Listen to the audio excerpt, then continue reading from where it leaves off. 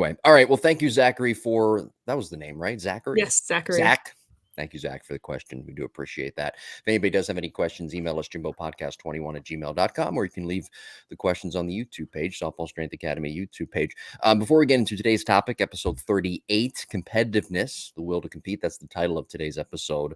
Last week on the Lab Epstein hitting pot. Well, this week we did Jeff McNeil, broke down his swing. Jeff McNeil of the Mets, Mechanical Breakdown Series, Volume 40. But last week, we talked about the requirements of a successful hitting coach, and we'll be talking about part 2 next week. I want to get your thoughts, though, as a hitting coach as well, someone well-versed in hitting a baseball and softball. What do you think some of the requirements are for a successful coach, to be a successful hitting coach? What requirements do they need in their toolbox? So this might be some stuff of just a successful coach, but ego needs to go to a side.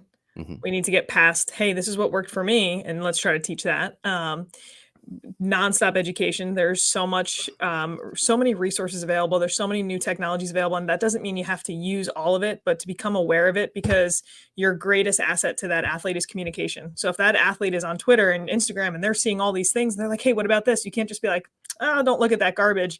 You need to be able to have a conversation with that athlete and explain, listen, when you see stuff like this, this is the stuff that you can take away that's good. This is the stuff that's not. So I probably just hit on 2, but it's really communicating and then being able to educate yourself enough to, you don't have to know everything, but you need to be able to have that conversation with your athletes to gain that trust with your athletes. And then I think becoming self-aware of what your strengths and weaknesses are. So some coaches have a tremendous eye where they can see certain things. But if you don't, there's a device in your pocket that could help you a ton, and I really do think, like, when I say communication, you're trying to find, you should probably have about 5 to 10 different ways of saying the same thing or teaching a concept, because that's really, the athlete is going to need, not every athlete is going to respond to just one way.